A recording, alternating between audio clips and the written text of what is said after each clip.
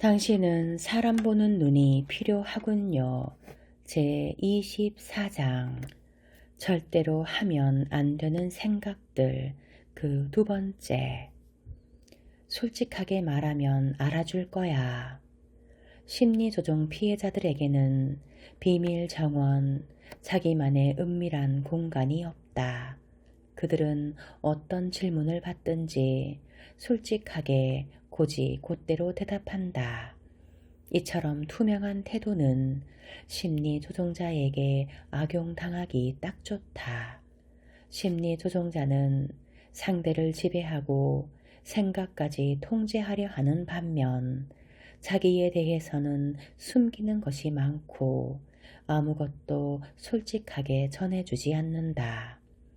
넌 뭐든지 다 말해야 하지만 나한테는 아무것도 묻지 마. 이것이 그의 속셈이다. 한마디로 그 사람은 당신에게 절대적인 투명성과 신뢰를 요구한다. 이 규칙을 어기는 것은 대역죄에 해당한다. 심리 조정자의 태도는 죄수를 다루는 간수의 태도와 흡사하다. 그는 줄기차게 신문하고 염탐하고 감시하고 엿듣고 남의 우편물을 읽고 가방을 뒤지고 남의 휴대전화와 컴퓨터를 몰래 들여다본다. 당신이 해명을 요구하거나 그 사람에게 뭔가를 숨겼다가는 혼자 보기 아까운 피해망상 발작이 한바탕 벌어질 것이다. 침묵을 고수하기, 질문에 대답하지 않기, 정보를 넘겨주지 않기, 자기만의 비밀 정원 가꾸기. 심리조종 피해자에게는 대개 이런 요령이 부족하다. 이런 사람은 외교술과 위선을, 진실성과 투명성을 혼돈하기 때문에 요령을 익혀야겠다는 생각 자체가 없다. 게다가 정신적 과잉 활동인은 자기 생각을 정리하기 위해서라도 속내를 말로 풀어내고 싶어 한다. 그들은 자기 생각을 속에만 담고 있기를 힘들어하고 괴로워한다.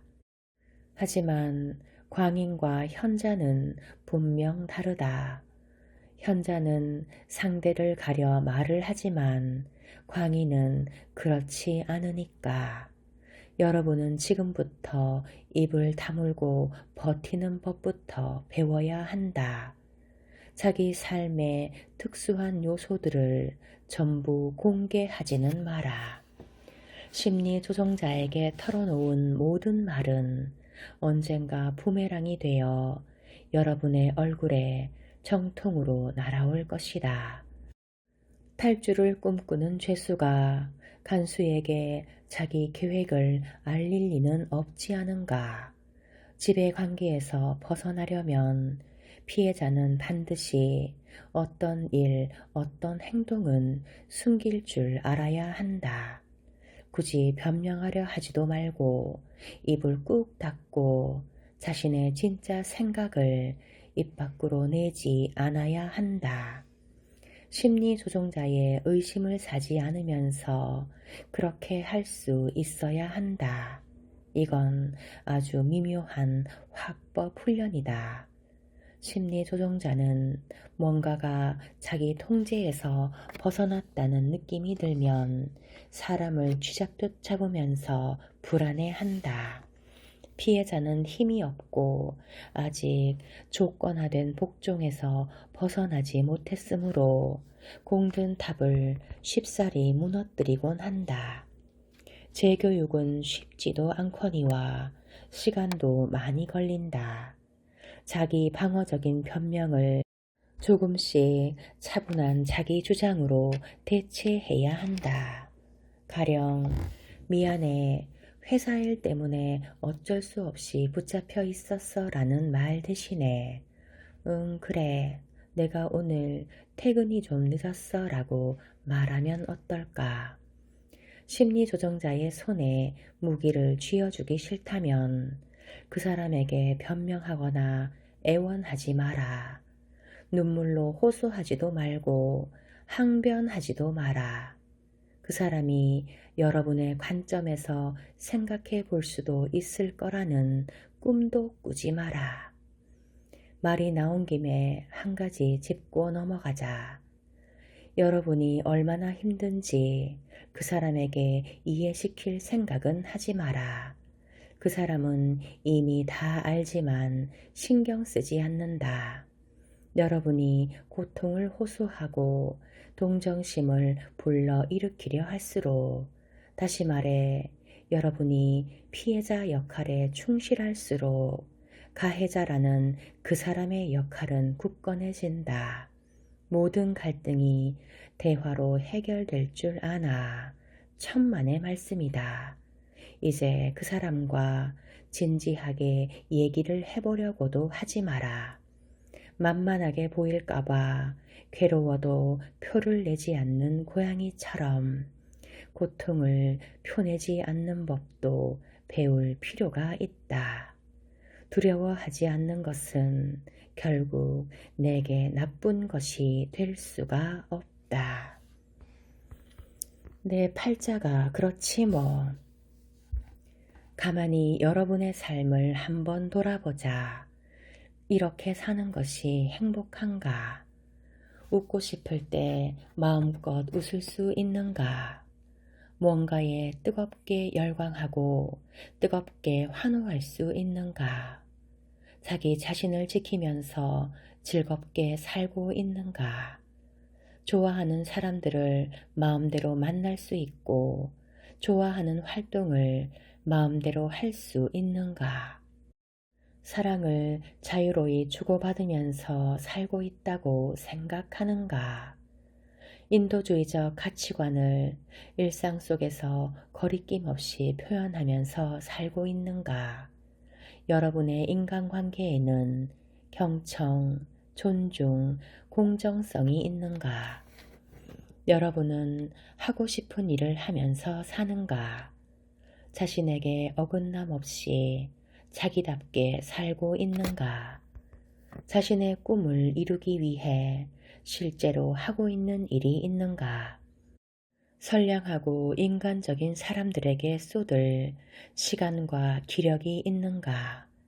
심리 조종자를 상대하느라 당신이 좋아하는 다른 사람들에게 소홀하거나 잘못을 저지른 적이 없다고 확신할 수 있는가? 여러분이 심리 조종자에게 사로잡혀 있다면 이런 질문에 아니요라고 답할 수밖에 없다. 감옥에 갇혀 살면서 행복할 수 있을까? 그럴 리가 없다.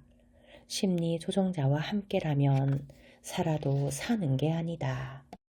삶의 기쁨은 질식당하고 여러분의 생명력은 그 사람의 뒤치다꺼리에 다 쓰이며 사랑 또한 불가능하다. 살아있는 즐거움을 한껏 누리려고 태어난 여러분이 왜 불행을 질질 끌고만 있는가? 지금 당신에게 필요한 건 성급기. 이제 차분하게 자기 주장을 펴기가 훨씬 수월해질 것이다. 두고 보라. 당신 생각을 분명히 전달하고 싫어라고 딱 부러지게 말하는 것이 당연하고도 즐거운 일이 될 터이니 그런 의사 표현이야말로 심리 조종자를 상대할 때 윤리적으로 가능한 유일한 길이기 때문이다. 단순하게, 수월하게, 효과적으로 거절을 표명할 수 있게 하는 도구들을 얻어서 사용하기만 하면 된다. 그 도구들은 저절로 효과를 나타낼 것이다. 가장 중요한 비결은 자기 주장을 스스로에게 허용하는 것이기 때문이다. 선을 그어야 당신의 주장을 펼 수 있다. 자기를 내세우는 태도, 이른바 자기 주장은 자신이 아는 진실을 말하고 자기의 권리를 보호하되 남의 진실을 부정하지 않으며 남의 권리도 침해하지 않는 자세다. 자기 주장은 기술이 아니라 일종의 정신 상태이자 타인과 자기 자신을 대하는 태도라고 할 수 있다. 자기 주장의 목적은 자신과 상대방이 모두 받아들일 수 있을 만한 정보를 전달하는 데 있다. 힘겨루기를 피하고 원활하게 소통하고 싶다면 자기 주장을 잘 펼칠 수 있어야 한다. 바람직한 자기 주장은 의뢰 볼 수 있는 세 가지 부정적인 행동 방식을 개입시키지 않는다. 공격 행동, 즉 완력을 통한 지배, 조종 행동, 즉 계책을 통한 지배, 포기 혹은 체념 행동, 즉 복종. 가시를 곤두세우지도 말고 물렁하게 당하지도 말고 그냥 자기 주장을 하라. 여러분도 알겠지만 이런 태도는 심리 조종자들이 제안하는 인간관계들과 완전히 딴판이다. 심리 조종자를 상대로 자기 주장을 펼친다는 것은 궁극의 훈련, 최종 시험에 해당한다. 여러분이 이렇게 할 수 있다면 책임감 있는 어른 입장에서 최대치를 해낸 것이다. 그러고 나면 사실상 이제 어떤 일도 여러분에게 일어나지 못할 것이다. 여러분은 어떤 상황에서든지 자기 자신을 존중하고 남들에게서도 존중을 받아낼 무기를 완비한 것이다. 그렇지만 이런 태도가 심리 조종자에게도 좋은 영향을 줄 거라는 생각은 버려라. 그 사람은 계속해서 여러분을 지배하고 싶어 하고 여러분의 진실에 귀 기울이기를 거부할 것이다. 그러니 여러분이 자기 의사를 완전히 표현할 수 있게 되더라도 계속 그 사람을 감시하고 단속하는 수고를 기울이는 편이 낫다. 나라는 사람, 새롭게 바라보기. 자기 주장을 효과적으로 펼치려면 내가 먼저 중심을 잡고 진실하게 살아야 한다. 그러자면 자기 자신을 객관적이면서도 따뜻한 시선으로 의식해야 한다. 자신의 권리를 잘 알고 자기에게 공정하고 좋은 것이 무엇인지도 알아야 한다. 충분히 시간을 들여 자신의 진실을 경청하고 규정하지 않는다면 그 진실을 어떻게 표현하겠는가?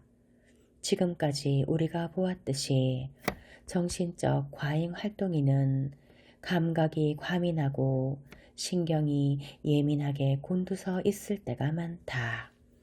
자기가 수집한 정보를 믿지 않는다면 예리하고 성능 좋은 수신 장치가 있어봤자 무슨 소용이 있을까? 여러분은 지나치게 남에게 중심을 두고 지나치게 타협적이며 지나치게 남을 이해해주며 자기가 맞춰주기 때문에 관계 속에서 자기의 존재를 쉽게 망각한다.